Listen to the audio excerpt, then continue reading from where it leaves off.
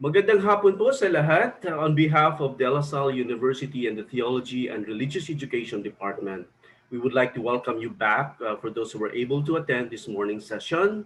And for those who were not able to attend this morning's session, we would like to welcome you to the second round of our table discussion under the topic Postcolonial Christianities in the Philippines 500 years and beyond.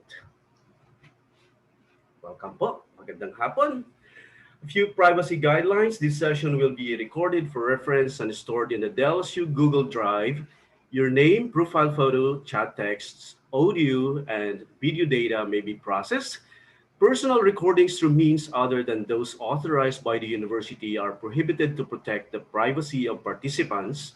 Distribution of session recording through platforms aside from those authorized by the university are prohibited to protect personal data, and personal conversations unrelated to the session are discouraged in order to prevent unauthorized disclosure of personal data.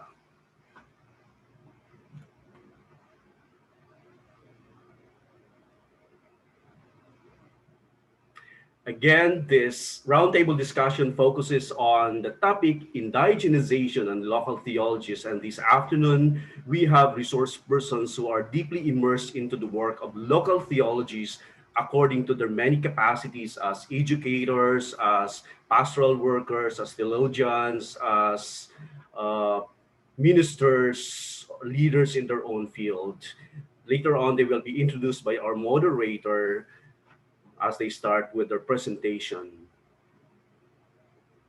At this point, we would like to invite Dr. Dorothy Javier Martinez of the Theology and Religious Education Department of the De La Salle University for her opening prayer.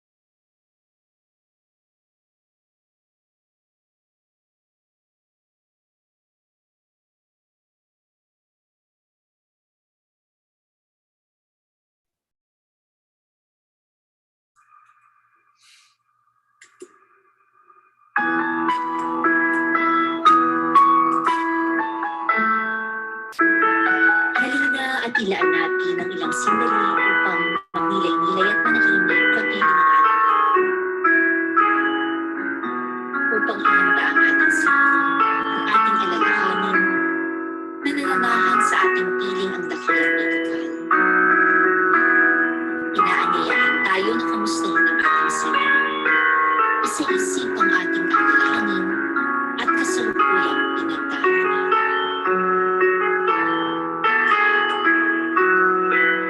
Sa katahimikan, ano ang gusto mong sabihin?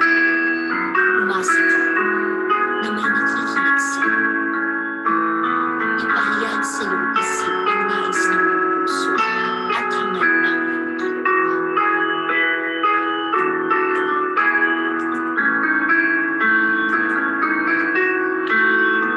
Nabanggit na natin ang mga hinahangad ng ating puso bago tayo bumalik sa pang-araw-araw nating gawain. Ialay natin at sama-sama sa kapal ang lahat ng ating sa ngalan ng kaloobang walang kasing ganda at ng lubos na kaayaan at ng paramdam na tunay na nakagigilan.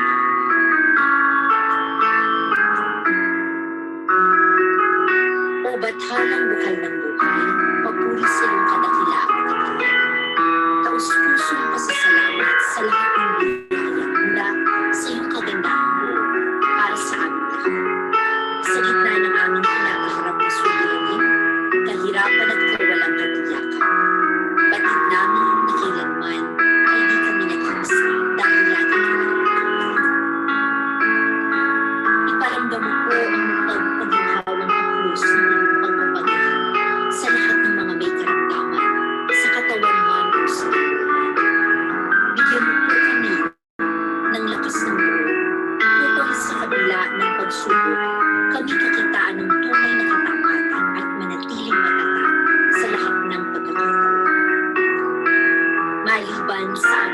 marihing mga dinaranasan.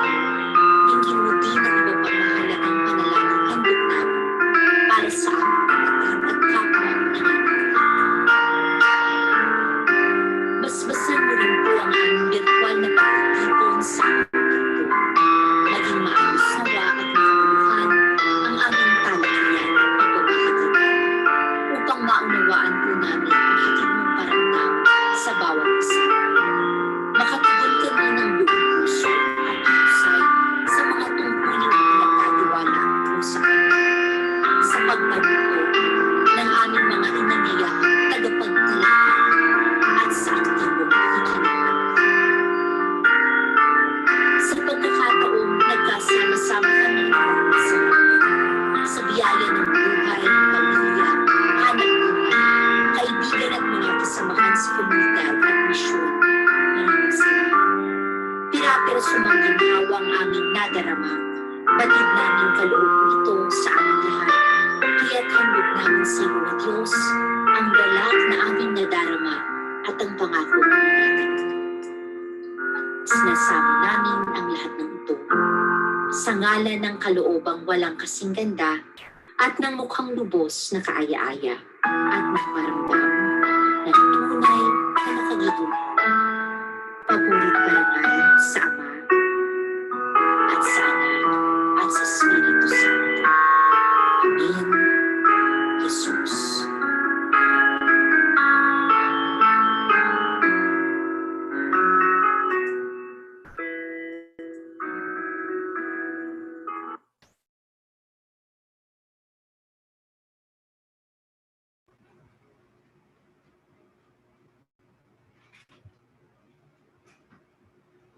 Maraming salamat, Dr. Dorothy Javier Martinez, sa iyong panalangin.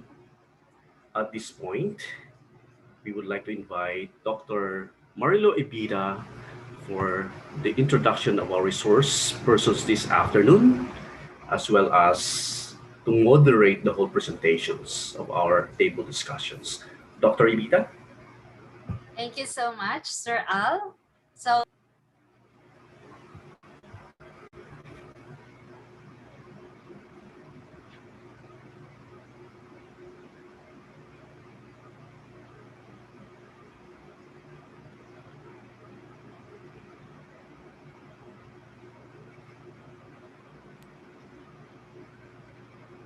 good afternoon, everyone.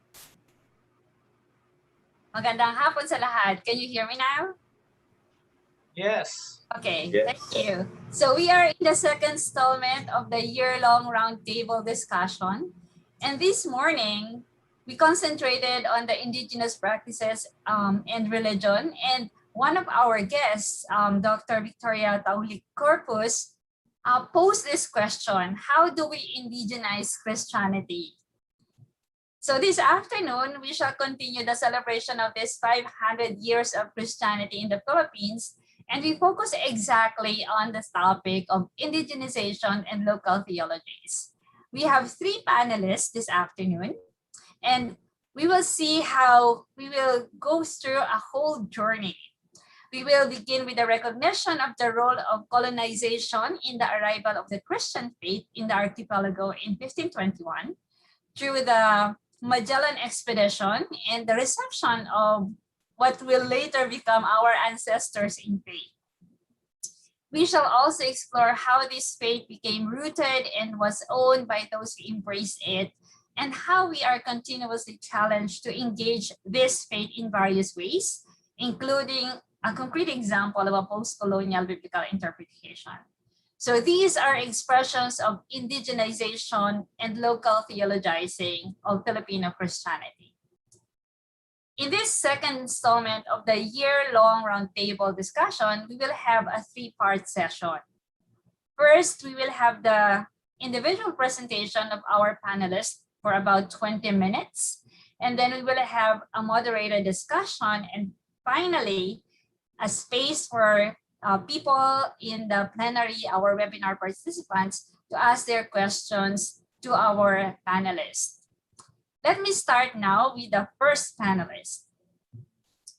Our first guest is Bishop Pablo Virgilio David, or Bishop Ambo, from Pampanga. He finished his doctorate in sacred theology at the Catholic University of Leuven, and he taught at the Loyola School of Theology and served in different capacities as head, as educator, and formator at the Mother of Good Counsel Seminary in San Fernando, Pampanga from 1992 to 2006. He was parish priest at the Ascension Parish in San Fernando from 2006 to 2008, and in the Holy Rosary Parish in Angeles City from 2008 to 2015, before his installation as the Roman Catholic Bishop of Caloocan on January 2, 2016. As a member of the Storytellers Society, he co-published stories of lived faith through the book series The Gospel of Mercy in 2016, of Love in 2017, and of Hope in 2018, according to Juan and Juana. And last year, he published Yeshua, Son of Man. He promotes church heritage through his co-publications like Apong Mama Kalulu, the Santo Impiero of Angeles City. In view of the 500 years of Christianity, Bishop Ambo does research on the history of the native Filipino clergy and the development of the Catholic Church. Today, Bishop Ambo will engage us in conversation by exploring Pigafetta's question in 1521. His presentation is entitled Indigenization as Appropriation, What Being Baptized Could Have Meant for the Natives of Cebu in 1521. Bishop Ambo, you have the floor.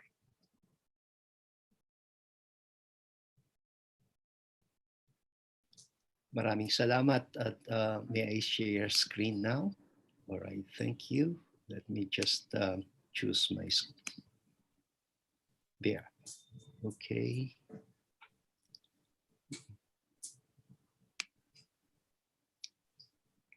Okay, thank you for inviting me for this afternoon's webinar.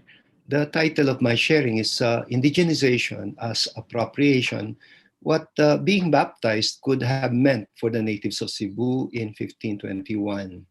Let me begin immediately with a little introduction. You know, sometime before Mount Pinatubo erupted in one of the settlements of the indigenous Aitas of Porac, Pampanga, on a hill along the Zambales mountain range, a group of Korean evangelical Christians did their evangelizing mission with one tribal community called Sapang Uwak. The Koreans, you know, were very impressed about the way they were accommodated by the Ayatas and how easy it was for them to invite the community to their evangelical Christian worship services. They found the natives so endearing. They not only gave them Bibles, taught them praise music, gifted them regularly with Korean groceries. They even built for them a little chapel. After several weeks of preaching the gospel to them with the help of an Aita interpreter who knew a smattering of English, the Koreans thought the community was ready to be fully converted to their evangelical religion, meaning to be born again. They told them during the preparation for the baptism in the Spirit that if they had already accepted Jesus as their personal Lord and Savior, well, the requirement was they should renounce their tribal superstitions and destroy their idols. The natives, you know, fell silent when they realized what they were being asked to do. The village chieftain asked that they be given some time to discuss it among themselves. The discussion did not even take very much time. When the chieftain came back, accompanied by the tribal elders, they politely returned to the Korean missionaries all the gifts that they had received and explained that they were doing so because they could not do what they were being asked to do. The idols that they were being asked to destroy were actually representations of their ancestors that stood side by side with images of the Santo Niño, Our Lady of Fatima, Saint Martin de Porres, who had earlier been introduced to them by an old Roman Catholic priest who used to visit them. The village chieftain told them that they had also been visited by people of other faiths from the lowland and that every one of them was welcome, as long as they did not require them to repudiate their god, whom they called Apo Namalyari, and their ancestors and saints, as well as the nature spirits for whom they offered animal sacrifices every now and then. The Koreans were surprised about this change of demeanor and they left the village very puzzled. They realized that the native Ayatas, whom they thought to be ready for conversion to their born again religion, were willing to accommodate their faith, but in their own terms. They had misunderstood their host's friendly and welcoming disposition. Now let me move to the events that led to the first Mass and first baptism in 1521. The natives whom Magellan and his men encountered in the Visayan Islands were friendly and hospitable, according to the chronicler Antonio Pigafetta. There was no comparing them with the other natives that they had earlier met along the coasts of Africa, South America, and Guam, who mostly tended to be hostile to strangers like them. Well, Pigafetta relates how impressed the Captain General was about the way they had been treated by a group of fishermen from Suluan in Samar. He was particularly fascinated by the innate religiosity of the two chieftains, Raha Kulambu and Raha Siani, who were brothers, and the way they and their families had conducted themselves when they celebrated Mass on Easter Sunday, March 31, 1521, on the island Pigafetta identified as Masawa. Not only did they help in constructing a bamboo platform on which they could hold the Eucharist, they in fact, even joined the celebration and reverently followed all the religious gestures that their foreign guests were making, including kneeling at the consecration, folding their hands in prayer, bowing their heads, kissing the cross, etc. And when the captain spoke about wanting to plant a cross on their island, the chieftains also volunteered to assist them. They likewise assisted Magellan in burying some members of his crew who had died. At some point, Pigafetta relates how the Captain General began to speak to them about the Christian faith and his desire to get his native hosts to know his faith better. Like Magellan, Pigafetta expressed surprise that the natives seemed genuinely interested and even suggested that the Captain General might want to leave behind two of his men behind for a while and explain their faith to them more extensively. And from here on, Pigafetta would note how Magellan would shift from being a mercenary to practically behaving like a missionary. He describes how elated the Captain General was about the apparent interest of the native chieftains Raha Kulambu and Raha Siani, and later also of Raha Humabon of Cebu in the Christian faith. Raha Humabon hosted the baptism in Cebu on the second Sunday of Easter, April 14, 1521. But it is important to note that before they submitted themselves to baptism, Pigafetta narrates that Raha Humabon first invited the Captain General to a native ritual we now refer to as blood compact, followed by an exchanging of gifts. It is important to note that all of this is being narrated from the point of view of Pigafetta and his Captain General, whom he is deliberately portraying as a hero. Like Magellan, Pigafetta interpreted the hospitality and the friendly gestures of their native hosts to be an expression of their desire to convert to the Christian religion and to turn back or to turn their backs on their own faiths. He also narrates how Magellan had affirmed the gift of the Santo Niño, which Pigafetta had given the wife of Humabon on behalf of the Captain General, and how the Captain General had advised her to put it in place of her idols.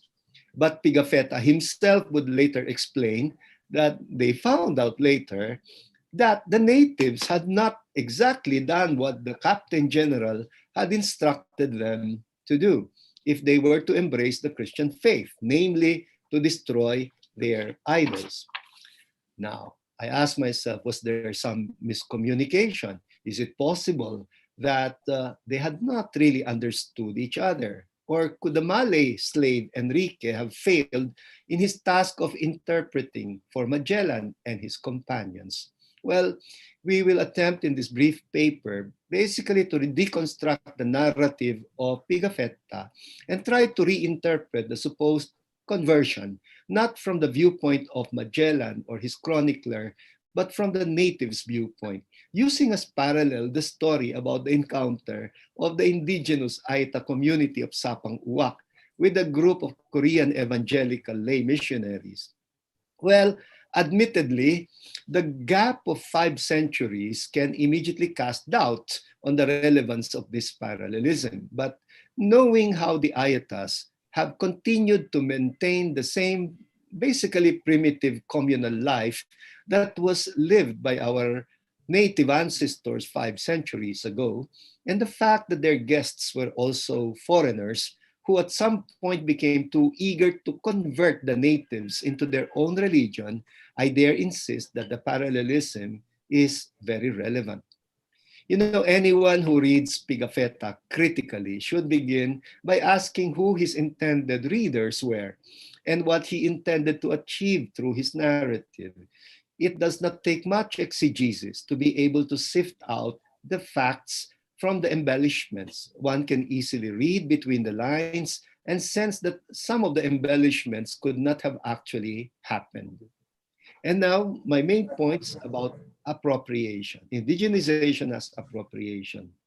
So, I asked myself the question, how are we to interpret the religious accommodation that the native chieftains Columbus, Tiani, and Humabon had apparently extended to Magellan and his men? Are we to presuppose that Pigafetta, as Pigafetta presupposes, that within just a matter of a few days from the moment that they started to open their doors to their guests, the natives were able to come up with a decision to abandon their indigenous faith in favor of a foreign faith called Christianity? Well, for the sake of brevity, I will limit my observations to the parallelisms with the experience of the indigenous community of Aitas with the Korean evangelical missionaries. Number one, the foreigners came as guests in their community. They came as human beings. They were welcomed as human beings. Hospitality to strangers is a thing we value in our native culture. There is actually something very universal about it.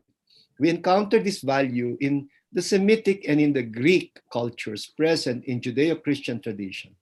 We hear, for instance, about Abraham and Sarah welcoming 3 guests who turned out to be divine messengers and who later rewarded them for their hospitality.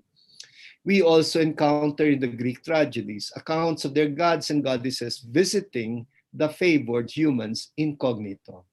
And thus, Barnabas and Paul were mistaken in the Acts of the Apostles for Zeus and Hermes, respectively, when they visited the city of Lystra and healed a crippled man. This became more pronounced in early Christianity on account of Matthew 25, verse 40, that says that what we do for the least, we do for Christ. And there eventually emerged the tradition that hospitality to strangers, especially the poor, is hospitality to Christ.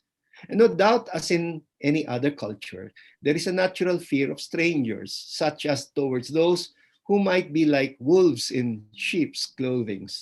In the native culture, the unwritten rule for hospitality is very clear. In the stranger's plea, dapat kumatok ka muna, tao po.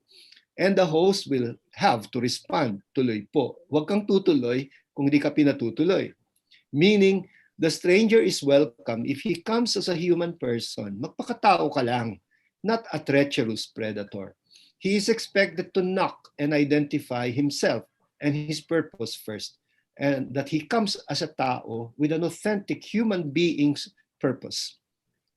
Then he leaves the prospective host free to discern his motives and make a judgment either to open the door or to beg off. Ang mga Pilipino, even when begging off, we have to do it in a humane way. The homeowner would say, patatawarin po. He seeks forgiveness from the guest that within his given circumstances, he cannot open his door. Even more unique than the other ethnic cultures like those of the Cebuanos, Samareños, and the Tagalogs, in the Kapampangan culture, there is an alternative plea. Aside from tao po, for strangers who are knocking at the door, in Pampanga we say dispo, and this is a contraction for Dios po. I am inclined to believe that this could already be a product of later evangelization. The idea that the stranger who's knocking at the door might be God Himself in disguise. I remember the Ayeta chieftain saying, a stranger from the lowlands who come to our place has to make a huge effort to climb mountains, cross rivers, and pass through the jungles. If they made such a sacrifice in order to visit us, they must mean well. Apparently, the Korean missionaries came drenched in sweat and their feet were full of blisters and their clothes were soiled with dust. It did not take very much for them to discern whether or not these strangers were harmful. They came, they said, as human beings, and so they welcomed them as human beings. They served them spring water and freshly boiled sweet potatoes. Magellan and his men could not have struck the natives as harmful strangers. They were used to having traders from China, India, and Thailand in bigger boats called junks. These ships looked badly damaged, as a matter of fact, the ships of Magellan. The masts were torn, sea-beaten, and if there was at all anyone gripped by fear of strangers, it was Magellan himself and his own men. They had had traumatic experiences with some natives in the islands that they had visited in Africa, America, and Africa, America, and the Pacific island of Guam. This was precisely the reason why they chose to land in an unpopulated island called Homonhon. Pigafetta tells us they held on to their weapons when a balangay with a group of 9 native fishermen approached them. Soon the ice was broken between them, and they started exchanging smiles and gifts and putting down their weapons. In a roundabout way, they managed to communicate that they were just passing through, that they needed to buy food and drink and other provisions in order to get to their destination, which was the Moluccas Islands, and that they had sick and dead crew members to attend to. Number 2, both native hosts and foreign guests spontaneously expressed their own culture and religious worldview. Since they came as human beings, they comported themselves as human beings, meaning they had to show basic respect for each other's culture and religion. Pigafetta tells us that when Raha Humabon escorted his foreign guests to his island, the first thing that he did upon arrival was to lift up his arms to heaven in thanksgiving for arriving safely. He looked at his guests, and the guests, realizing that this was an important gesture for their host, imitated him. The effort obviously warmed the heart of Raha Kulambu. A whole series of events, other events, would introduce the foreign guests to the religious worldview of their own hosts, like kissing of hands of the elders and authorities, the tagay when they drank palm wine, the blood compact, and the exchanging of gifts. With a little bit of help from a Malay interpreter who was coming from a not so different kind of culture and religious worldview, the foreign guests had passed the tests of pagpapakatao as far as the natives were concerned. Pigafetta gives us enough details to suggest that part of the religious worldview of the natives were such values as reverence for the dead, respect for parents and elderly people, sacrifices offered for the healing of the sick, elaborate rituals for the slaughtering of animals, recognizing the dignity even of children. That is why they were attracted to Santo Niño. sacred symbols with hierophanic values like the cross, religious images, rituals of friendship, covenanting expressions, other expressions of worship. It is not far-fetched to assume that because Magellan and his companions had respected the religious expressions of their native hosts, they were reciprocated by them with the same respect when they asked for help in order to put up a bamboo platform on which to offer the Easter Sunday Mass and plant a cross in one of their hills. It is also not far-fetched to assume that Humabon's willingness to submit himself and his family to baptism was an effort on his part to reciprocate Magellan's willingness to join him in his own religious ritual of blood compact. Pigafetta says it was after baptism that they had an exchange of gifts, which, as far as the natives were concerned, were probably done as part of their own religious rituals of covenanting. Number three, a friendly accommodation is the beginning of religious appropriation. Inevitably, much of the other's religious expressions remained strange, both from the perspective of the native hosts as well as from the perspective of the foreign guests. The Aitas accommodated the Korean evangelical missionaries in the same way they had earlier accommodated the Roman Catholic priest, some Buddhists from the Tutsi Foundation, the Iglesia Ni Cristo, and others. They were even willing to worship with them and accommodate their own religious symbols, but they continued to worship their heavenly God called Apo Namalyari anyway, as well as venerate their own ancestors and nature spirits around them. They had no problem accepting Bibles from the Protestants, singing religious hymns of the INC and evangelicals, and even worshiping and dancing the charismatic way. They accepted the religious worldview of their guests, but appropriated them in their own terms. The wife of Humabon, when offered religious symbols as gifts, chose the Santo Niño rather than the complete Madonna and child image. I suspect that she may have found the Madonna too big for her own altar and that she found the Santo Niño just the right size for her anitos. When Magellan instructed her to put the image of the infant Jesus in the place of her anitos, most likely she understood it as in in the place, not in place of, but in the place of her anitos. Thus, she acceded to the instruction without difficulty. It is unlikely that they took their submission to baptism to mean a repudiation of their own indigenous faith in favor of this foreign religion. In all likelihood, as we have already pointed out earlier, they took baptismal ritual to be the equivalent for their foreign guests of their own blood compact. I also suspect strongly that Magellan was aware that they understood it this way. He remained consistent with his effort to reciprocate the hospitality of his hosts. But then, of course, we also have to be mindful of the fact that Pigafetta was narrating all of this for a specific audience, for people who were not there with them. He did not want to give the impression that his captain general, his hero, had merely used the expression of the Roman Catholic Christian faith as gestures for mutual accommodation. Common sense tells me that Magellan could not have simply thrown his weight around, telling the natives to burn their idols and the religious shrine and repudiate their own native faith. As we have earlier pointed out, one has to be able to read between the lines written by Pigafetta in order to sift the grain from the chaff.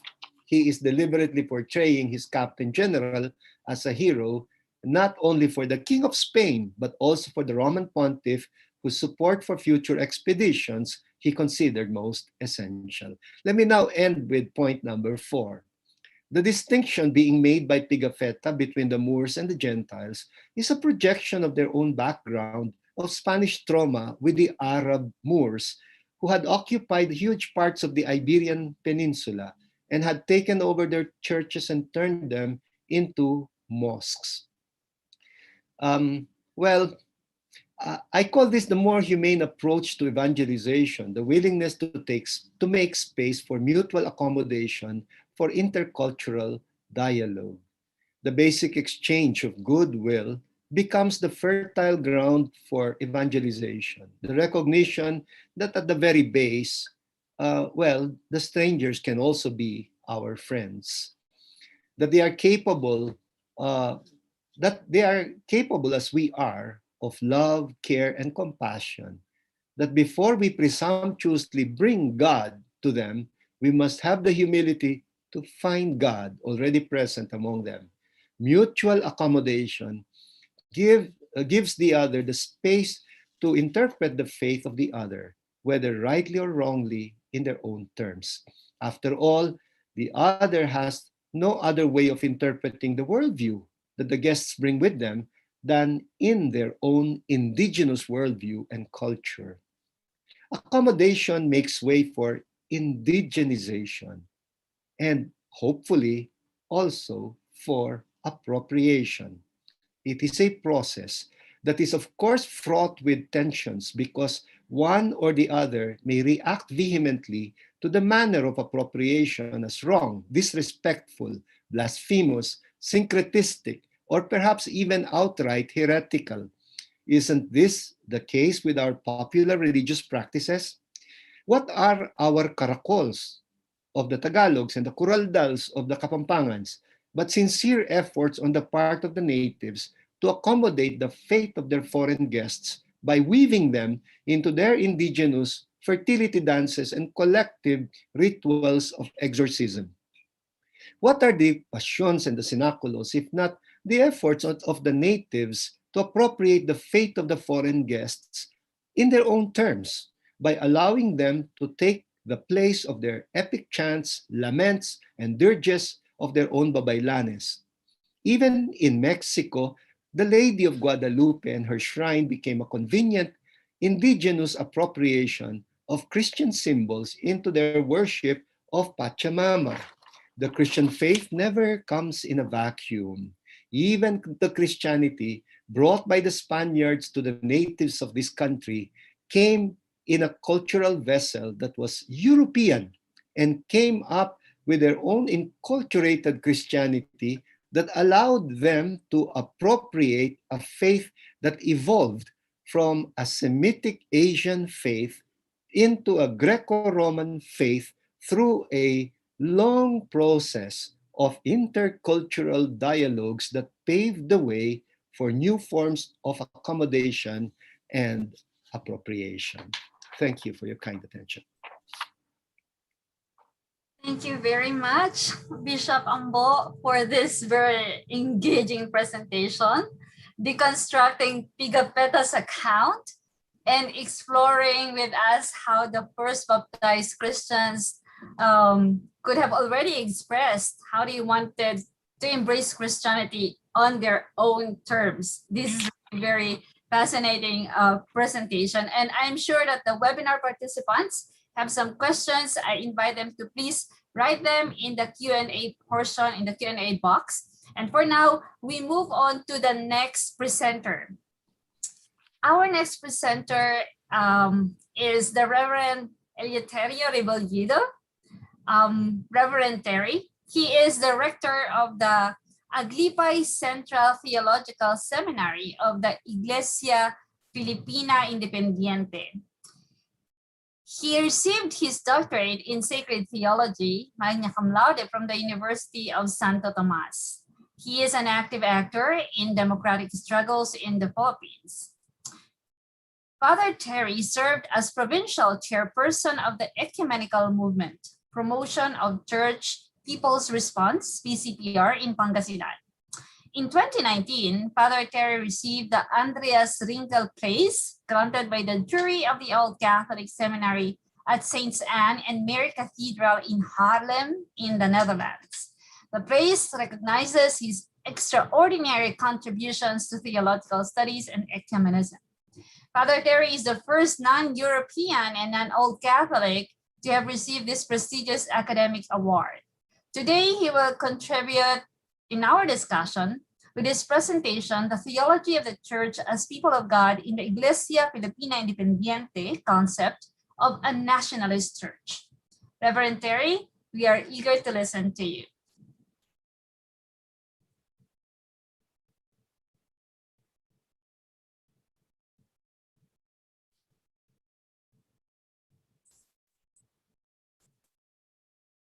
Good afternoon, everyone. It is a great privilege to be part of this symposium series of De La Salle University in relation to the history of our country and its significance to the advancement of the Christian faith with the theme, Postcolonial Christianities in the Philippines, 500 years and beyond. Just like the two distinguished speakers, I will share my thoughts on the topic, indigenization and local theologies, and drinking from our own wells, by elaborating the perspective and experience of the Iglesia Filipina Independiente, or IFI. The question that is to be discussed and unpacked is how the Iglesia Filipina Independiente, from its inception, defines itself as a church, leading towards the formulation of the concept of a nationalist church. I would like to begin my presentation by reading part of the final draft of the joint statement of the Roman Catholic Church and the Iglesia Filipina Independiente in commemorating the 500 years of Christianity in the Philippines, entitled Celebrating the Gift of Faith, Learning from the Past, and Journeying Together. Thus, historically, IFI separated from the Roman Catholic Church in 1902, in the midst of a turbulent period of the Filipinos' struggle for independence against the colonial rule of Spain and the United States.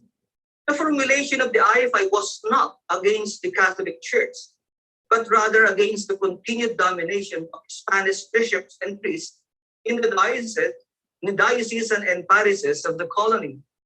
As part of a nationalist revolution, the creation of the IFI also signified a religious revolution that appealed to the patriotic sentiments of the populace aspiring to the birth of a nation. This joint statement, being formulated in a post-colonial era and in the light of the Second Vatican Council's perspective, is very significant to the IFI in two important reasons.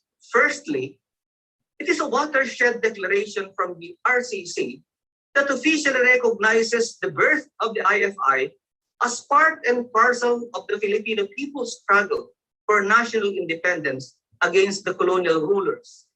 And secondly, the first official statement from a fierce condemnation as a synagogue of Satan through the 1907 Provincial Council of Manila to the identification of the IFI as an expression of a religious revolution in the Philippines, and its birth was not against the Catholic Church. It is from this historical background that I would like to discuss the topic, the theology of the Church as people of God in the Iglesia Filipina Independiente concept of a nationalist church. In the book entitled People of God, written by Jose Combla, a person acclaimed as one of the most creative Latin American theologians of our time, he supported the belief of many that the concept of people of God is the Second Vatican Council's main theological contribution, affecting all the council documents. He said that it is certainly the best expression of the spirit of Vatican II. It reminded that the church that is the people of God. In studying the theology of the people of God, Combla focused on the important concepts presented by the second chapter of Lumen Gentium and believed that reclaiming the concept of the church as the people of God was one of the most significant decisions of the council and a great victory for the advocates of change. Jose Combla explained that the ecclesiology of Vatican II is intended as a radical reaction against the 13th century extreme theology offered by Agidius Romanus that the church is the Pope, explaining that all the elements needed for its constitution is present in the Pope. Yves Congar, an important theology consultant during the Second Vatican Council sessions and highly acclaimed by Combla for his great role in the council, added this mentality as integrity. It is identified with ultramontane position that appeals to hierarchical authority to control everything with little respect to anything that comes from below, and is deeply attached to what comes down from on high. It is hierarchology in which the human reality disappears, where the church is reduced in the sacraments, that is, to symbolic realities. Combla also discusses the book on ecclesiology written by Charles Journet, entitled The Church of the Word Incarnate, that describes the people of God as simply receivers of sacraments. Being church is merely the reception of the sacraments from the hands of the hierarchy, denying its human reality. This theology that reduced the church to manifestations of the sacred, the sacraments, sacred doctrine, holy places, times, places, and people. It even forgotten that Jesus had performed an earthly work outside every sacralization in the midst of human, profane, ordinary reality. The concept of the people of God is not new. It is actually a revisiting of the fundamental theme that can be found in the theology of Israel as chosen people of God to be his people. The Old Testament has a primary belief that God is the one who has called Israel in worship, in following the law, in encountering other people, in politics, and in their economy. For Combla, he proposed that Vatican II was not categorically returning to the Old Testament, because the New Testament also expressed the centrality of this theme, showing the birth of the church from the people of Israel. The gospel portrayed the life of Jesus with the people, participating in their struggle and giving birth to a new Israel that started with the 12 apostles representing the tribes of Israel. The rooting of the church in Israel makes its nature historic, that is, having the characteristic of a people. This is to show that the new people of God will be no less human, nor not be subject to the challenges of history. The historicity of the church would actually be more radical compared to that of Israel, which sacralized its land, temple, priesthood, practices, and laws. In the New Testament, the church is not separated from other people, nor differentiated from them, but instead lives in the midst of them. From this perspective, we can find the Vatican II practically renewed even the theology of mission, describing it not something marginal that took place alongside the life of the church, but mission to the nations of the world is seen as the historic movement that defines how the church is to exist. It is now the church, as the new people of God, immerses in the world as missionary. In Vatican II, they wanted to do away with the image of the previous ecclesiology based on the idea of societas perfecta that emphasized the idea on the power to govern, thereby turning ecclesiology into hierarchology. Instead, the Council Fathers intended to return to the church's origins, the biblical and patristic sources of the concept of people of God, that includes restoring full humanity. That means all of history with its races, cultures, and peoples, and their development and interaction within society. If the concept of people of God was Vatican II's main theological contribution, affecting all the council documents, it is also equally true to emphasize that the concept of a nationalist church was IFI's main historical contribution in Philippine church history. If the Second Vatican Council reminded the church that it is the people of God, the birth of the IFI was not just a reminder, but the praxis of being one. The praxis of the IFI being a nationalist church that is concretizing the concept of people of God in the context of national liberation has three important aspects. First, a reminder that the church characterizes people and people's movement, not a hierarchy. Second, that the church is subject to the challenges of history and not a finished product. And third, that the church is not a mere manifestation of the sacred, but a revelation of political commitment to liberate and a reflection of faith that demands change. The first one, the church characterizes people and people's movement, not a hierarchy. It is historically accurate to claim that the concept of church as people of God was already anticipated in the early documents of the IFI 60 years ahead of the Second Vatican Council. The 1903 Doctrine and Constitutional Rules of the IFI define that our church is Catholic or universal because it considers all men without distinction children of God. And it bears the designation Philippine Independent to identify this association of free men whose within the said universality admit servility to no one. The above definition illumines the IFI concept of a church as people of God and at the same time describe its nationalist identity. The IFI considers itself as children of God, not a hierarchy.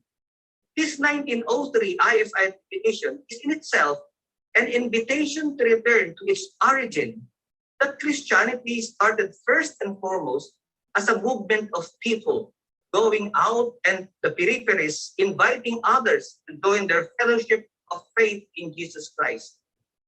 This movement is an account of the church's attempts to express the fundamentals of its faith in different cultural contexts and to remind itself of its need for reformation at all times in the light of God's word.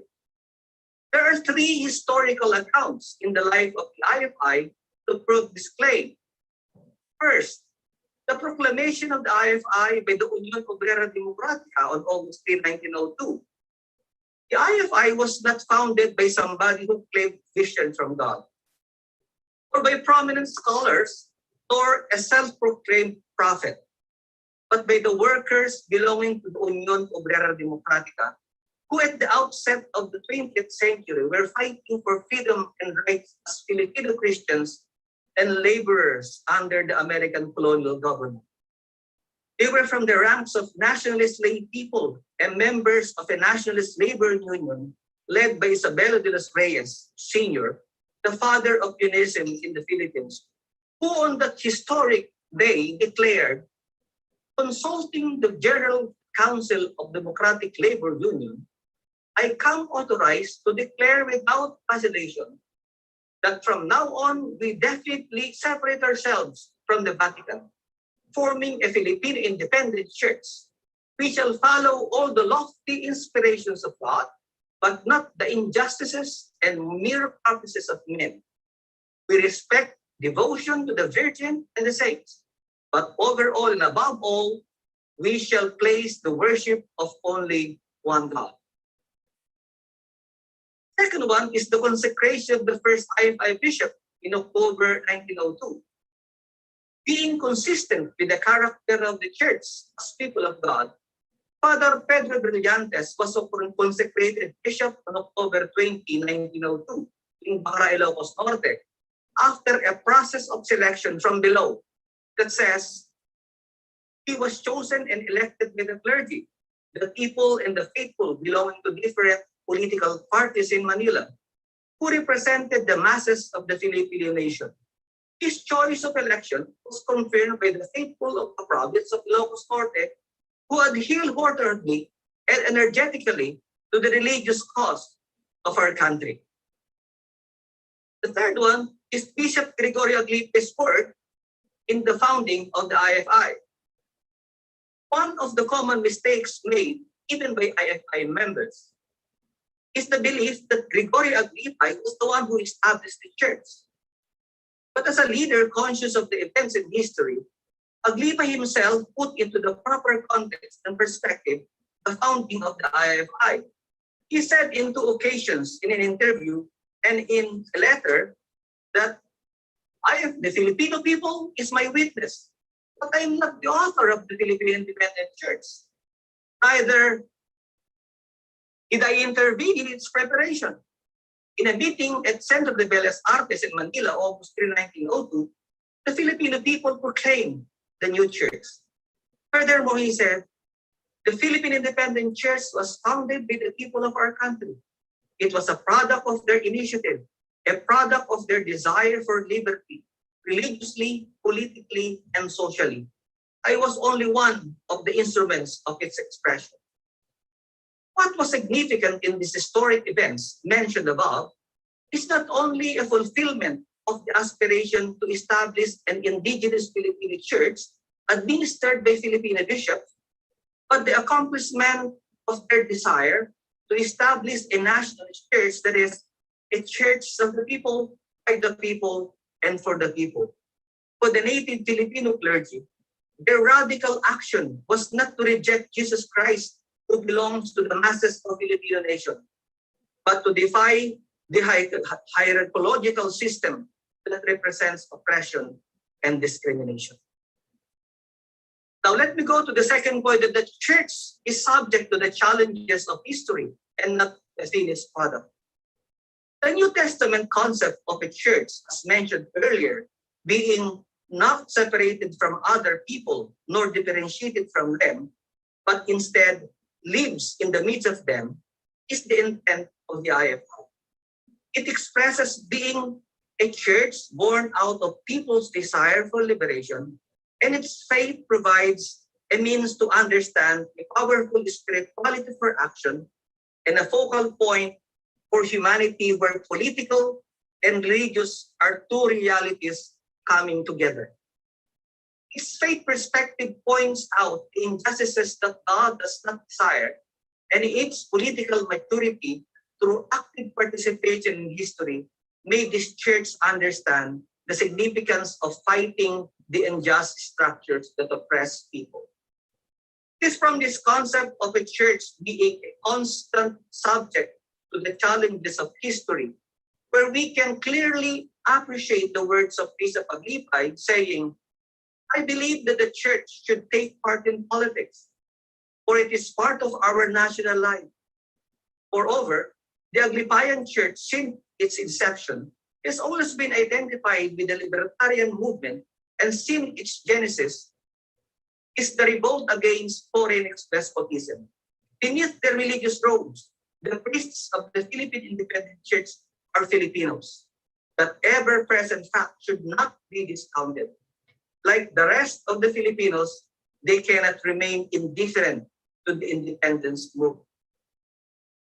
It could be argued that it was the rigid institutionalization of the church that finds itself divested of its very essence, where concepts essential to Christianity, like freedom and liberation, were being taken up by social movements outside the established church.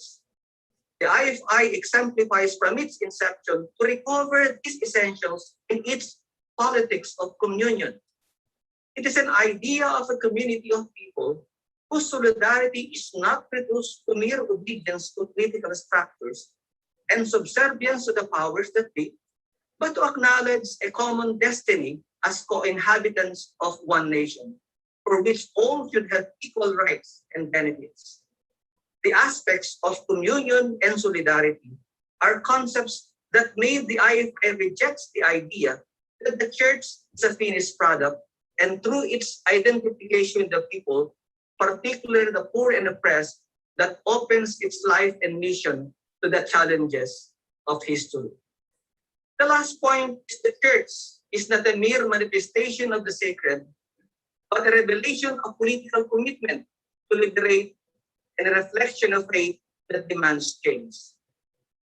Historically, the early leaders of the IFI did not spend much time defining orthodoxy by formulating certain brand of theology, but rather emphasized orthopraxis, that is, the right attitude towards people's liberation. It was a participation to the sacred, not only on mere sacramental functions, but the sharpening of their capability to discern the voice of God in the concrete events of society, and by going beyond contemplation on relevant truths to the active work of transforming society. We can say that they seriously engaged themselves to an evangelical rereading of politics and the political rereading of the gospel. The political commitment to liberate and its faith reflection that demands change was also concretely enshrined in the IFI 1903 Doctrines and Constitutional Rules.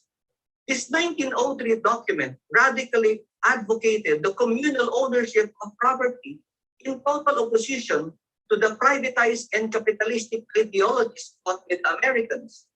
The document that explains a sort of a theological economy states, and I quote, "Our promise will not be in vain to implement. On our part, and insofar that it is practicable nowadays, the communal ownership of property which Jesus preached and the apostles practiced." Interestingly, the pursuit towards a more egalitarian socioeconomic model was visualized in the campaign made by Bishop of Nephi when he ran for the presidency in 1935. His orthopraxis was manifested in his platform of governance that concretely demands the following: immediate independence of the country, uplift the condition of workers, distribute land to the tillers, and the nationalization of Philippine economy. Furthermore, the 1903 DRC also demands change in the practice of faith, such as the use of language understood by the people. It was with the idea that communion and solidarity thrive among people and liberating faith emerges if they understand each other in a common language. Decades ahead of the Vatican II, the IFI initiated a radical liturgical reform, primarily emphasizing the use of the vernaculars. The document declares, "It is impossible to pray with devotion if we address ourselves to God in a language we do not understand. God sent the Holy Spirit to the apostles that they might make themselves understood in local languages. We must therefore pray and preach in the language of the people whom we are addressing." In search for a just and humane structure, as it seeks for an indigenous faith perspective and strives for its own authenticity, IFI suffered, sometimes driven to isolation, but it rejoices with people in triumph. Aglipa himself was ostracized, but can only find consolation on these words: "The true stature of a man is not measured by the generations that come after him, and who now all think as he did, but by the age when he lived, and when he did not think like everybody else." The birth of the IFI in the bosom of the people's struggle for liberation as a nation and as a church, and its dedication as children of God, offers something new and radical more than 100 years ago in the outset of the 20th century. It attempts to create an opportunity for people to express their faith by finding sacredness beyond the altar and the sacraments, by discovering the sacred in solidarity with the people struggling for land and rights. The IFI opens its space as a context where human situations are encountered and judged for its ethical performance in the light of God's word. These are common theological ideas today. What is remarkable and prophetic is that it was boldly expressed during the colonial and Vatican I eras, yet is still relevant in the post-colonial period and echoed even by the Vatican II documents. In the experience and nationalist perspective of the IFI, patriotism is sacred and holy, and in itself a religious act. It is above all the love for the people of the nation, which in all considered children of God. It is loving your neighbor, seen in the parable of the Good Samaritan. A simple story where Christians are reminded that the bedrock of Christian value system is in loving your neighbor. It is a relationship identified with strangers and oppressed, and a message that is easy to comprehend but difficult to live out and put into practice. The 2021 joint statement of the Roman Catholic Church and the Iglesia Filipina Independiente in commemorating the 500 years of Christianity in the Philippines that calls in celebrating the gift of faith, learning from the past, and journeying together is indeed a historic one. Its paper is to substantiate the learning from the past based on the experience and perspective of the IFI. Furthermore, it clarifies that journeying together can only be possible through the act of living out and putting into practice the true nature of the church as people of God. As Pungla said, if Christians are defined as a people, they can enter into dialogue. If they are defined as a perfect society, they have no reason to dialogue and can only demand that other human beings be converted by entering the church. In journeying together, let the hierarchy of service flourishes as the church dialogue and act together as people of God, ready to face the challenges of history, her collective action in search for the sacred, seen through social commitment that liberates people, and a sharpened faith that demands change. Thank you very much. Maraming salamat po. Balbalag yung salamat, Reverend Terry. Maraming salamat. It is such a fascinating and very rich theology of the church as the people of God from the perspective of the IFI, which is a nationalist church that is clearly concerned with the faith that liberates and demands change.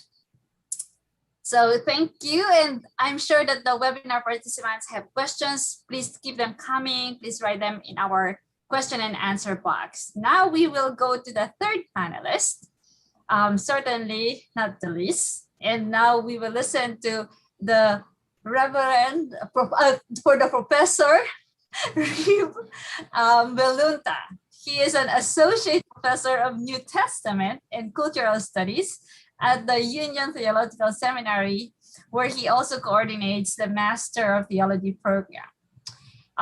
He undertook graduate studies at the Union Theological Seminary Philippines, Princeton Theological Seminary, and Vanderbilt University.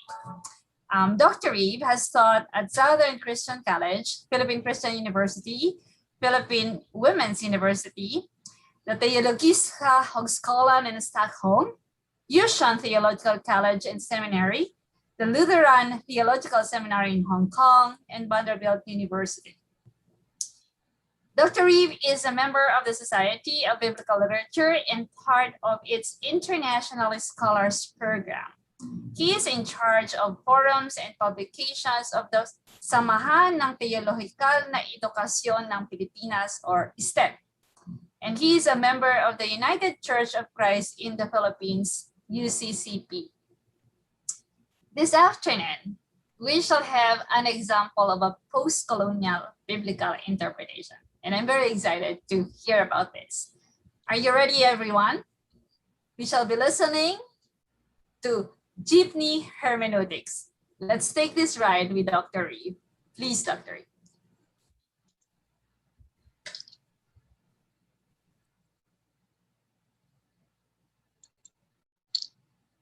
Magandang hapon po. Narinig niyo po ba ako? Yes. Salamat po.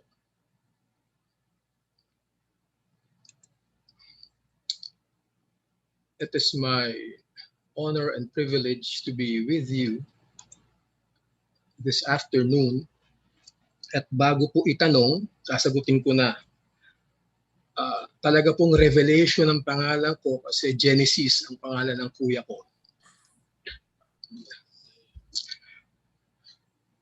And let me continue using English because we all are trained to use the master's tools in order to dismantle the master's house, but also trained to realize that it is not enough to use the master's tools to dismantle the master's house. That's why we have other tools. Laura Donaldson, who's Cherokee, asks what civilization invented the most brutal system of conquest and exploitation the world has ever known? Who made slavery the basis for capitalist expansion? What religion has been the most responsible for the genocide of Aboriginal peoples? In my view, the Christian Church has a much more substantial record of pure evil than any final good. Robert Warrior, who's Cherokee, argues that the liberationist picture of Yahweh is incomplete. In the conquest narratives, Yahweh the liberator becomes Yahweh the conqueror.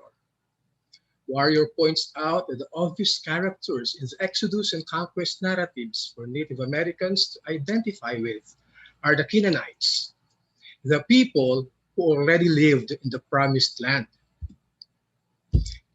Canaanites should be the center of theological reflection and political action. They are the last remaining ignored voice in the text, except perhaps for the land itself. The Bible expresses little concern for the indigenes and their rights as human beings and as nations. Especially ignored are the passages where Yahweh tells the Israelites to mercilessly annihilate the indigenous population. Oppressive narratives of conquest, anti-Semitism, sexism, heterosexism, imperialism, monotheism, racism, all forms of dehumanization remain in the canonized text. Imperialism, which I always define as forcing a single truth upon a plural world, is a textual project. The connection of Western Christianity to imperialism in Asia, especially in our land, requires no special pleading. The Bible remains imperialism's most effective text. Biblical interpretation continues to privilege the centers of power within, behind, and in front of the text. Mitri Rahib reminds us that the Bible is the primary tool in imperial software. This is from Kwok-Kilan. She challenges us to imagine the world.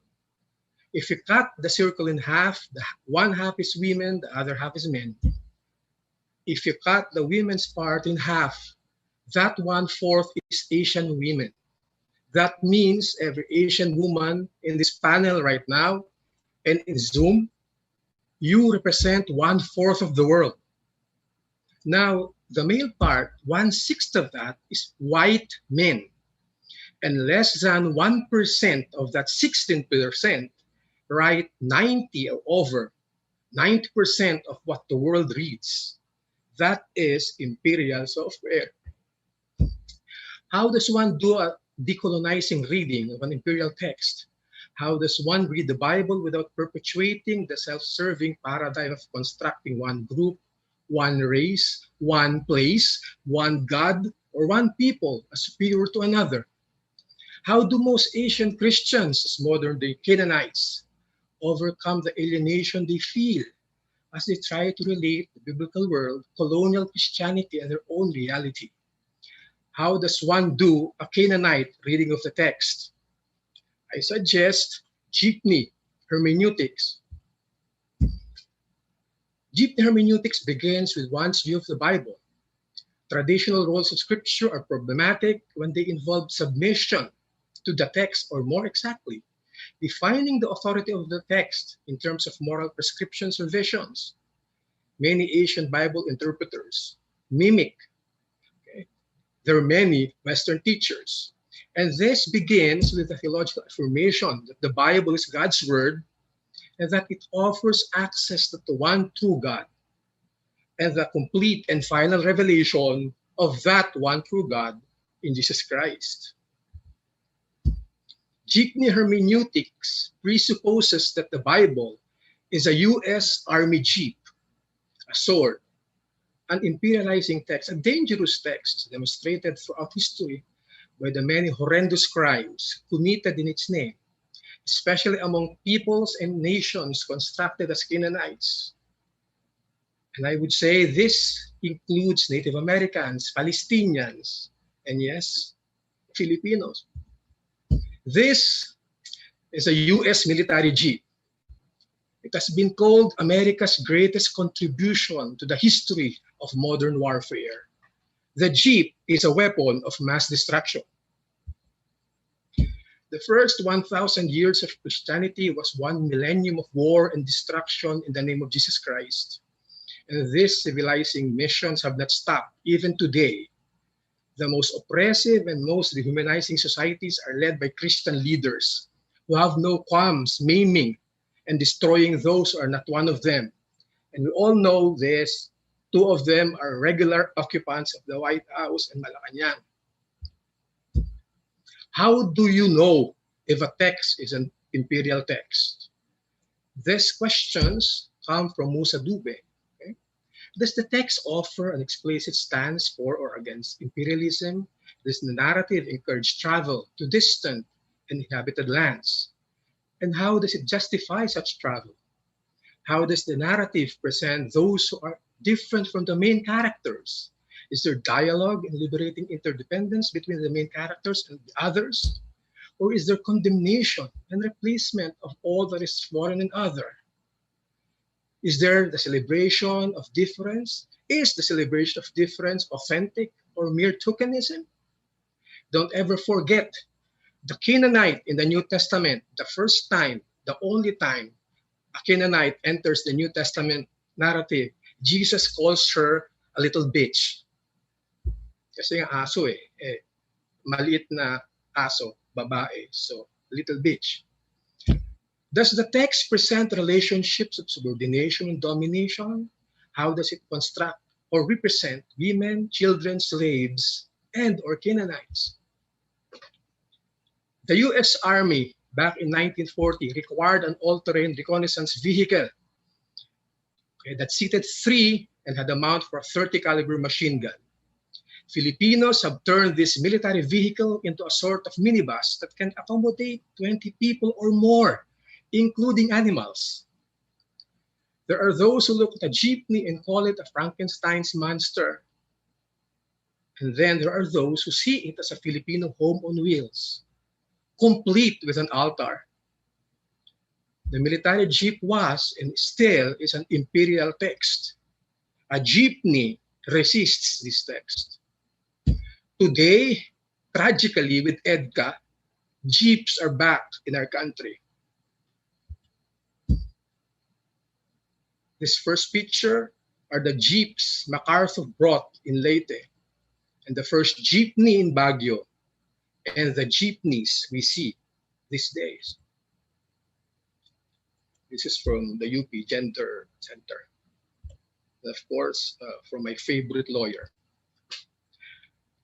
Jeeps into jeepneys are examples of beating swords into plowshares, which is so prevalent in most colonized communities. If you've been to South Africa, that peace bell between the North and the South was built from weapons from the Korean War, rifles, bullets, tanks. If you've seen the flutes of plain tribes, their flutes are not flutes, they're actually from rifle barrels. And if you visited Cagayan Valley, many of the bell towers in Cagayan don't really have bells. What they have are mortar shells. I remember in the last forum that Bishop Ramento attended in 2006, he reminded us during the American occupation, the Flag Act made it illegal to sing the national anthem, made it illegal to fly the Philippine national flag. And so what did the IFI do? They brought the flag and the anthem into the church. The IFI used an American principle to undermine an American law, separation of church and state. If these are not examples of beating swords into plowshares. I don't know what these are. In Ethiopia, those are not really church bells. Those came from USSR-made tanks. And of course, from our side, many anthropologists have argued the tinikling and the barong Tagalog as implements of resistance, okay, to what empire has imposed on the natives. I don't believe for one second that Kalashnikov created the AK-47 to be an electric guitar. But that's another example of beating swords into plowshares.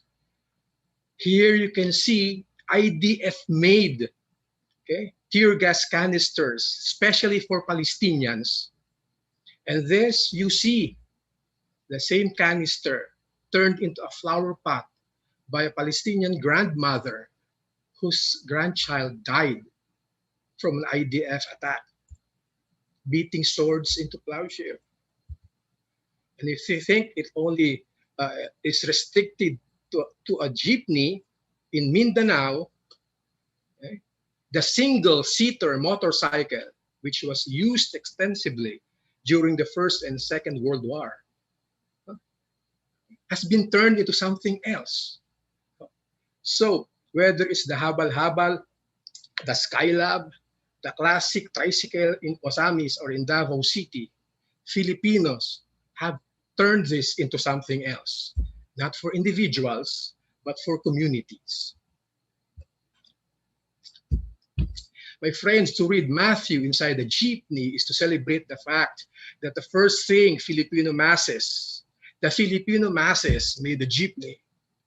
The first thing they did was to get rid of the machine gun. If you see a jeepney with a machine gun, please tell me.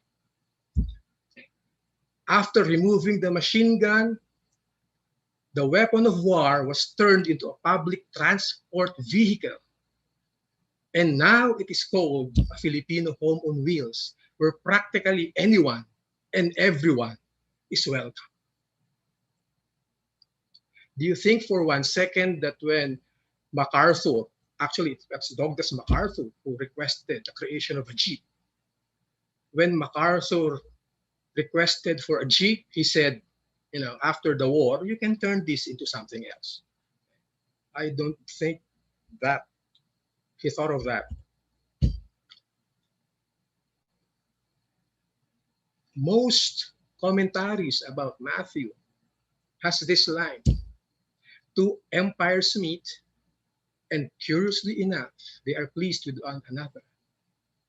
My friends, if you want to read Matthew as Canaanites, the first thing we have to remove our gaze from is the centurion, and even Jesus, who actually mimics the centurion. That's why at the end of Matthew, Jesus is commanding everyone. Okay? Go there, come here, do this, do that. And it is not a surprise that the colonial expansions, the favorite text was Matthew 28, 19 to 20, and William Carey's, okay, evangelistic message. So if we remove the machine gun, if we remove our grace, okay, from Jesus or the centurion, who do we put our gaze on? We privilege the pais, the slave in the text, the Canaanite woman, the children, those in the margins in Matthew. The pais, whether translated son, daughter, girl, boy, servant, slave, or sex slave, is a child. The pais in the text is 12 years old.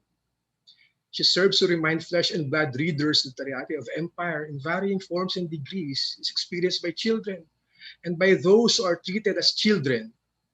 We don't even get to hear the cries of the children who are massacred in 218. Only their mothers' cries. Children are the primary victims of Matthew's culture of silence. And in centuries of colonialism, Filipinos are always constructed as children. I'm quoting Sister Mary Jan here. Suffering from dehumanizing poverty, Asian women, many barely in their teens, are forced to sell their bodies in order to survive. They are truly slaves in the hands of their pimps or bar owners. They get the smallest percentage of the money paid by their clients. Many resort to feigning illness just to get a breather. Many look forward to their menses because clients hate bloody messes. A few would rather be pregnant than be subjected to 20 to 30 rapes each day. Sadly, many have died from AIDS or induced abortion. Rosario Baluyot was a 12-year-old prostitute in Olongapo City. A Swiss doctor who came as a tourist to the Philippines used her and inserted a vibrator into her vagina. The vibrator broke in half and one half remained inside her. After some weeks, she began to have stomach pains. The pain was too great, she could not walk. When she was examined, the rusting object was found inside her. She died of infection. Hopa is smooth, the slave who is mine, property. The child's body is under somebody else's control, whether it's her father, her owner, or in Rosario Baluyot's case, her pedophile. The pais cannot speak or seek her own healing. Yet, because that child is paralyzed, albeit momentarily, she paralyzes her owner, who must seek help from Jesus. The child also interrupts the goings and the comings of the centurion's soldiers, since the centurion is not with them and cannot give them orders. Thus, with her paralysis and sadly her death, that child interrupts imperial expansion. For about 8 short verses in the very long 28 chapters of Matthew, the pais is free. The colonized is free of her colonizer. Her God has answered her prayers. The jeepney is the best known symbol of resistance and decolonization for Filipinos. Atin to eh. Now, because of the gospel, we have another symbol, the pais, who disrupts imperial progress, even if only briefly in the Gospel of Matthew. She was alone in the narrative. Those of us who have seen her plight and who are involved in the plight of others like her are legion. Finally, to read the Bible inside a jeepney is to celebrate colonized people's capacity to beat swords into plowshares, to transform weapons of mass destruction into instruments of mass celebration, tools of torture to dance implements, oppressive practices to liberative rituals, mortar shells and bullets into church bells, gun barrels into flutes, tear gas canisters into flower pots, US military jeeps into Filipino jeepneys.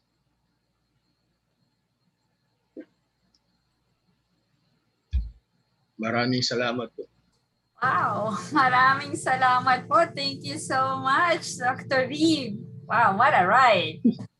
It's really a very challenging way of doing biblical interpretation, and I hope a lot of people are getting inspired to enroll in classes that can inspire them to be more engaged in biblical interpretation. This afternoon has been really a journey of continuous appropriation, liberation, and postcolonial biblical interpretation. We are very grateful for the panelists for this very rich history and insights on indigenization and local theologizing shared with us. So may I now ask the panelists if they have questions for one another. We have about, I think, 15 minutes to do this so that we can have some conversation even if we don't have a lot of time. So this is now moving into the second part of the discussion. May I, anybody from the panelists who has a question or another? Yes.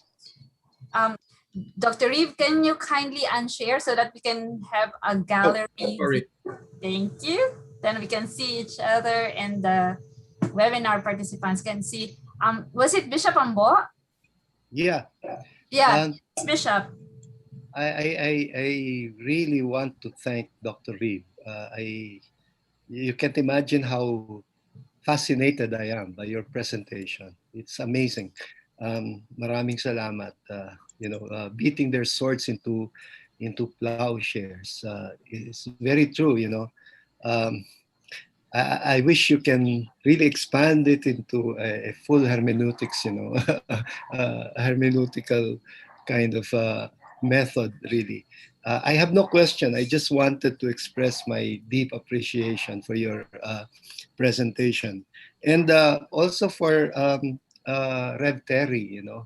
Um, yes, this occasion for the 500th year of Christianity you know, should lead to some kind of a reconciliation, of the Roman Catholic Church and IFI. Um, it was so embarrassing, really, to realize that you had a Filipino bishop ahead of the Roman Catholic Church, because our first Roman Catholic Filipino native bishop was not ordained until around 1905. And that was all that IFI was really asking the Vatican. It's one of the embarrassments of church history, really,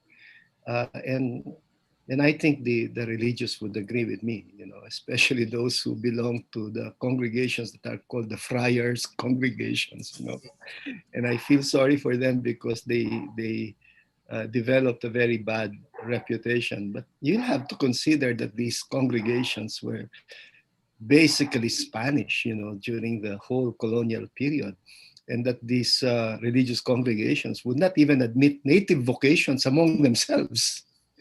So that is why it's not surprising that they wouldn't be so open to the native vocations even among the seculars, but they opened the doors to secular priesthood, but always as coadjutors, as little assistants, never allowing them to really become parish priests.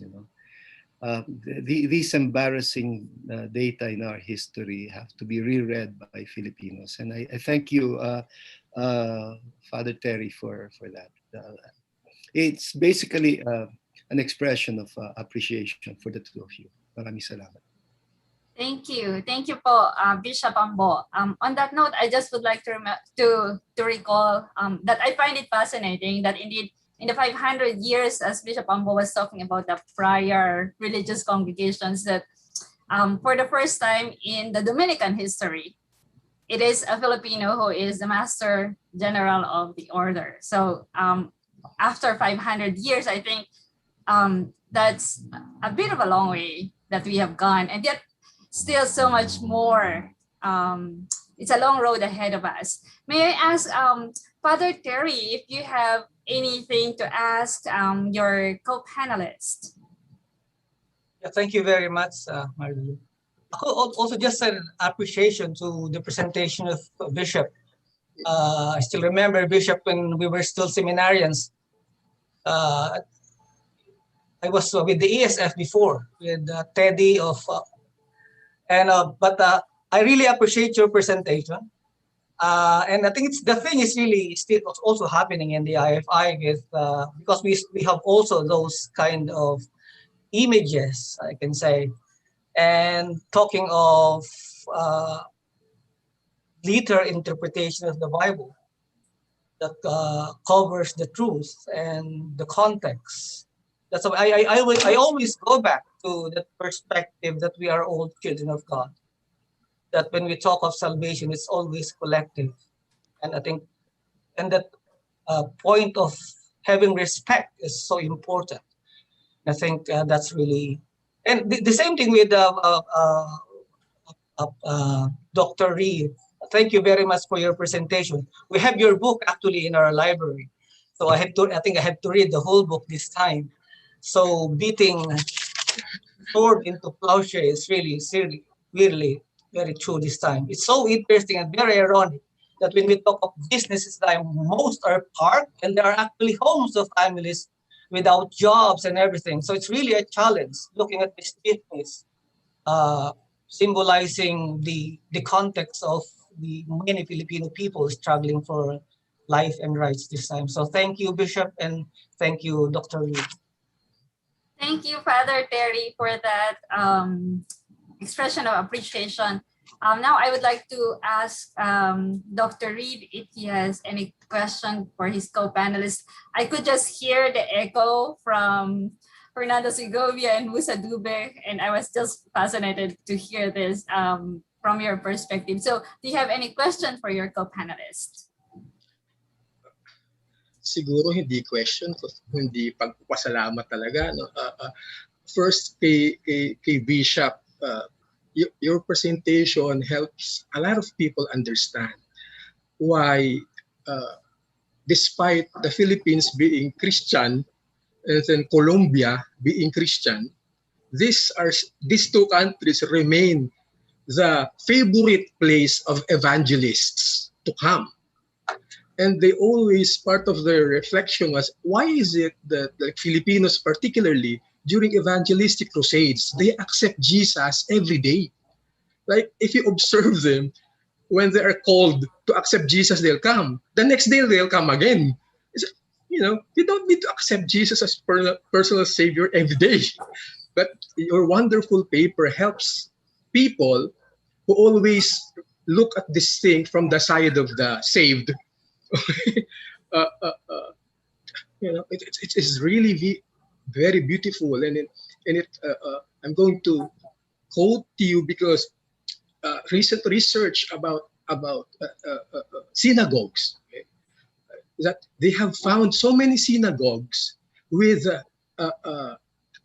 benefactors who are not Jews, okay? Inscribed in their walls. Like, and these are basically uncircumcised Gentiles, but the Jews welcome their support. So it's a wonderful paper. Of course, Father Terry and I go back because he's the former president of STEP, the Samahan ng Theological na Edukasyon ng Pilipinas, and the work of the IFI is. I always remind people the IFI is not just nationalist. Their seminary, if UTS is called the School of the Prophets, Acts is called the School of the Revolutionaries. So, saludo ko kay Father Terry ng Acts. Maraming po salamat. Maraming salamat po. So, I can see that there's a lot of appreciation here. This is really not just panel discussion, it's also really an ecumenical discussion. But I'm realizing that we are so privileged to have three wonderful, very inclusive, very advanced thinking men leaders of their own faith community from the Roman Catholic Church, from the IFI, and from the UCCP. And when we were trying to find a woman representative, it was not very easy for us to find one. So may I ask you, before I turn you to the question and answer, may I ask you, in your own histories, if you are to think of a woman who has helped in the indigenization and local theologizing, would you have somebody ready in mind, just to broaden our discussion? Yes, Dr. Reed. Elizabeth Dominguez at si Prof. Archie Ligo. Pwede pong paki-explain ng konti para mas malaman ng ating mga webinar participants. Si Professor Dominguez with Sister Mary Jan, Sister Virginia started AWIT. But when AWIT, the Association for Women in Theology, but when AWIT started, it wasn't called AWIT. Okay? Okay? It was actually called Path 2, PATHTWO, okay? Because it was basically an association of theologically trained women. Then it expanded, and even Chon Hyun Kyung and Kwok Pui Lan, this very really popular feminist theologians, when they talk about their foremothers, it is Filipino women. It's Sister Mary Jan, Sister Virginia, si Sister Chayong. Okay? So if we celebrate the work of Quilan and Chun Hyung Kyung, let us not forget that for them, they're the second generation, and the first generation are mostly uh, uh, uh, uh, the children of Gabriela Silang. Maraming salamat po. Maraming salamat. I wonder if there is somebody from the IFI, Father Terry. I can think of the first woman who joined the church, Saturnina Bunda. She was an organizer in the Botas, and a woman, and then later on, because as a church, then they became part of the governing body. So, and I can think of the first woman bishop in the IFI. This was consecrated in 2018, Reverend Emelinda Huaycuy. So we have the first bishop, although a lot of questions from conservative people, even from the Catholic Church, but we have our first bishop, woman bishop. Wonderful. Wonderful. Bishop Ambo. You're muted po. Okay. Yes. Well, the names, some of the names that were mentioned by Dr. Reeve were also in my mind. But of course, I have all of you, especially Leuven graduates, the women among you, you know, because I think you have that important historical consciousness, you know, uh, that is necessary in being in viewing history critically. You know, I think we need that. Thank you so much po. Yes, Brazil is here. You know, Agnes should be another name. Opo, nandito po si Dr. Agnes. Magkahabal sila sa Leuven at that time. So, maraming pong salamat sa inyo. Ngayon po, I will turn you over to Sir Al for the questions from the plenary. Thank you so much. Wow, I believe it's been a very intellectually enriching and as well as emotionally moving set of presentations. I surmise people are meditating at this point after those presentations. So far, we have a couple of questions on our question and Q&A box. And I'm going to read this one after the other because I believe these are interrelated.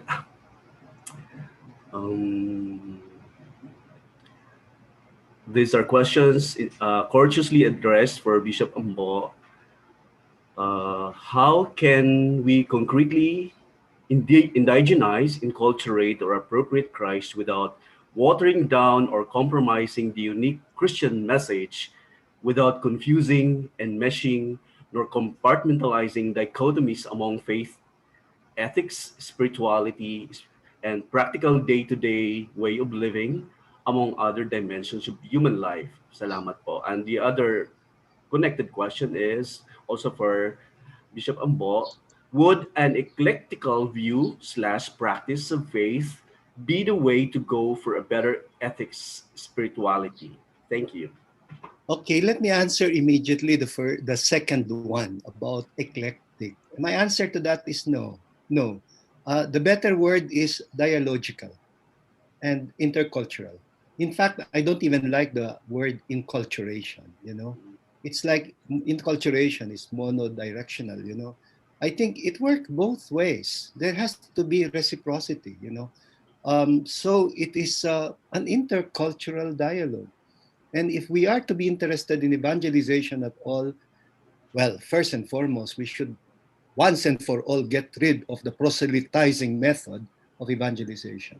That evangelization, you cannot impose the faith on anybody. A faith that is imposed is false, you know. And I will not even consider as a genuine evangelizer anyone who imposes the faith on anybody. You can only dialogue with people. You can only do witnessing. And so that links it to the answer to the first question.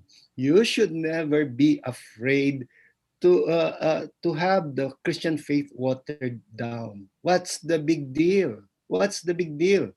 Whether you like it or not, people will accept the faith in their own terms. And as human beings, you know, the parallel to that is the incarnation. You know, uh, like God embraced our humanity in given all its flaws. How can God enflesh Himself into the human nature without embracing the flawedness of our humanity? So that's my answer to that. Don't ever worry about watering down, because you are insulting. Like you might be insulting popular religiosity as syncretistic, watered down. It's their sincere appropriation of the faith. You just have to continue dialoguing with them. Yeah. If at all, it gets into that very what you might consider a high and sophisticated level of theology, let God allow the process to take place. But we have to change our attitudes already. And there is something very wrong with the paradigms that we hold on to when it comes to evangelization. Thank you so much, Bishop Abo, for your substantive response to the questions. We would like to thank also those who posted their insights, reactions, appreciations on our chat box. I hope you take your time also reading those, because there are a lot of beautiful comments emphasizing the beautiful paradox that Dr. Revs mentioned, turning swords into plowshares, using Christian insights, wisdom, in order to promote life, to advance life. Thank you for those who posted their insights and comments. Is there anyone else who would like to raise their questions, comments? If Sir none, Al? yes. Meron pong question sa Evita. chat box. Okay. Opo, I'll read the question in the Go chat ahead, box. Dr. Evita. Yes. Opo, this is for Dr. Reed. It says, Dr. Volunta's presentation zeroes in on the very core of post-colonial discourse. How are we to make sense of our colonial woke? Are we to reject, mimic, revise, or accept its pain and lessons in relation to a future we are to forge ahead of us? What should be the canon of its use, or is a canon necessary? Napakagandang question po niyan at isang semester na pinag-aaralan sa sa post-colonial theory. But I'll answer it briefly by focusing on the canon. As far as the ETWOT is concerned, the Ecumenical Association of Third World Theologians, which was established in 1976, and please don't forget this, half of the original founders of ETWOT are Filipinos.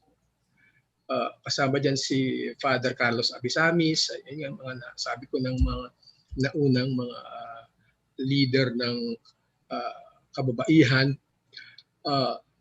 And the position of ETWOT is open canon. Basically, because the canon right now is not even something that is, as far as I'm concerned, it's not fixed. What do I mean by that? If you're Protestant, your canon is 66 books. If you're Roman Catholic, it's 73. If you're Orthodox, it's more. If you're Jewish, it's 24. So when people start talking about the Bible, I always ask, what Bible are we talking about? Okay. So when people talk about the New Testament as having one message, I remind them, when I was in graduate school, there were 5,360 Greek manuscripts of the New Testament, and no two of them were exactly alike. As of now, there's 5,700 Greek manuscripts. So nakahanap pa ng 300 mahigit. I think a few years back, a group of scholars came up with a book, and the title of the book is A New Testament, because they have added 10 books to the 27 to address the issue that you're raising. And I apologize because it's a wonderful question. Email me and I'll answer with a longer version. Maraming po salamat.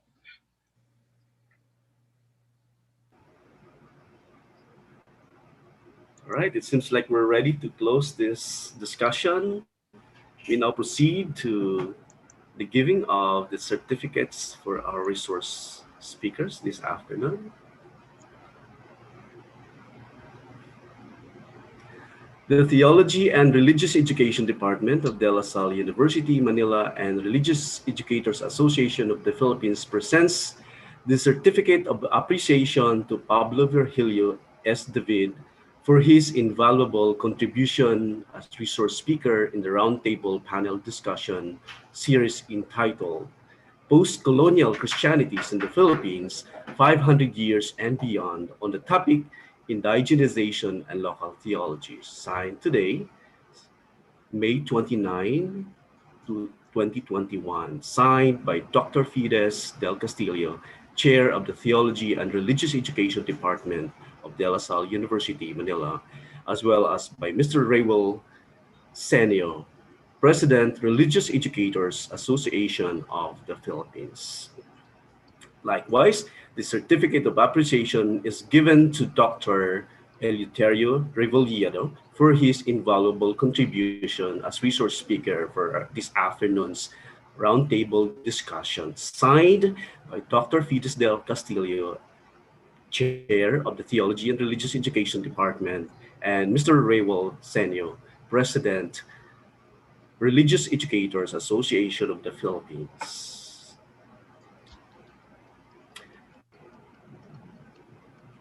The certificate of appreciation is also given to Dr. Revelation Valunta for his invaluable contribution as resource speaker in this roundtable panel discussion series entitled Postcolonial Christianities in the Philippines 500 Years and Beyond, on the topic Indigenization and Local Theologies, given today and signed by the Chair of the Theology and Religious Education Department, Dr. Fides Del Castillo, and President of the Religious Educators of the Philippines, Mr. Raywell Senio. Thank you so much for sharing your insights, your talent, your engagement in working for local theologies. And now may I call on the Chair of the Theology and Religious Education Department of the De La Salle University, Dr. Fides Del Castillo, for her closing remarks. Thank you so much, Al. Thank you so much to our panelists. So, dear esteemed colleagues, to our panelists, to our friends and guests, a blessed afternoon to all of you.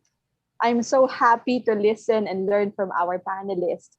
We have heard so much from our speakers as they critique and reflect on the 500 years of Christianity in the Philippines from a post-colonial perspective. They have explicitly examined the indigenous practices, indigenization, and local theologies in the Philippines. The quincentenary of the Christian faith is a milestone for Catholic Church. The millions of Filipino Catholics, the indigenous peoples, and the Christian mission. The theme of the quincentenary is Gifted to Give, which is inspired by the Gospel according to Matthew. Freely you have received, freely give. According to Archbishop Romulo Valles of Davao, president of CBCP, he claims that the Christian faith that arrived in the Philippines 500 years ago is a very much alive today in the joyful witness to evangelical charity by Catholics.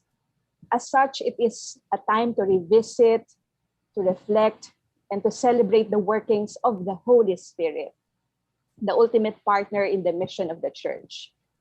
Indeed, the Christian mission depends on the special functions of the Spirit in energizing the Church to bring God's love and grace to humanity.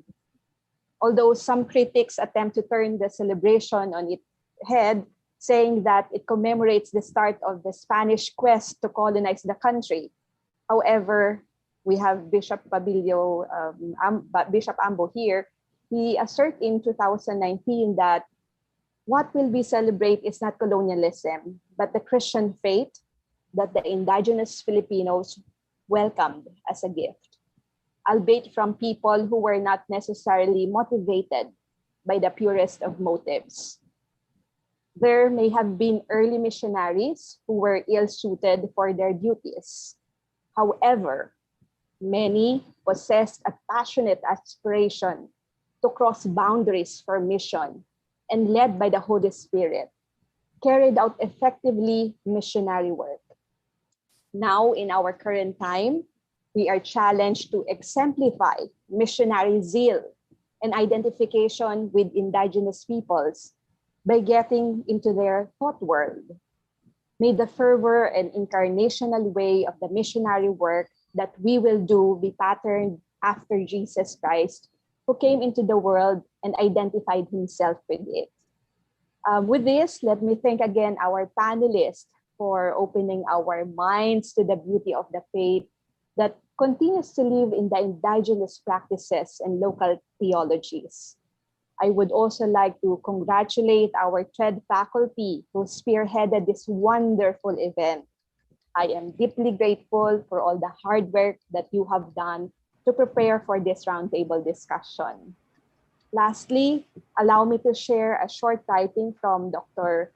Jose de Mesa, which was communicated to us by her daughter. And I quote, "Matapos maglakbay ng malaya at maginhawa ang aking kaloob, akin namang nilalasap ngayon ang pananahan sa piling ng Diyos ng kagandahang loob." Unquote. As we end our session, may we continue to travel to the path that will lead us to our God, whom others called as Bathala, Apu Malyari, Diyos, or May Kapal, knowing that we are all one and equal in the eyes of our loving God. Thank you so much, and live Jesus in our hearts forever. Thank you so much, Dr. Fides, for your very encouraging words, as well as for shepherding us in this initiative. And to all our attendees in Facebook, as well as here on Zoom, thank you so much. Your presence means a lot in this collective endeavor. Before we adjourn this roundtable discussion, we invite everyone to just go through this short evaluation so that we will know some points to improve, if there are points to improve, as well as read your words of appreciation if you do have words of appreciation. Okay, so that's the link. And then we invite everyone to the upcoming roundtable discussions, which will be on August 28th at 8:30 a.m. Religious education in post-colonial contexts. Okay, so keep an eye out for updated information on the Facebook page of the DLSU Theology and Religious Education Department. So I hope we can carry this on collectively as we can, so that we can celebrate this 500 years of Christianity in a not only in a meaningful way, but in a very collective way also. Right? Thank you so much. And Dr. Michael Campos, our main organizer for this event, we have some words to say.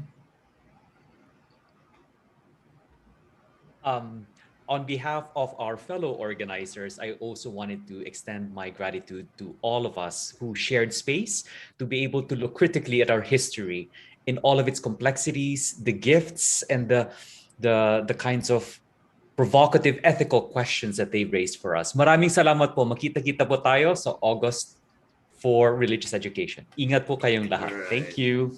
Wishing everyone safety and health. Thank you. Thank you po ulit. Thank you po. Salamat. Dr. Ibita, thank you so much. Also. Recording stop. Thank you. Thank you, Dr. Reeve. Sana ma-meet namin si Sir Genesis. That's interesting. Salamat po. Maraming salamat.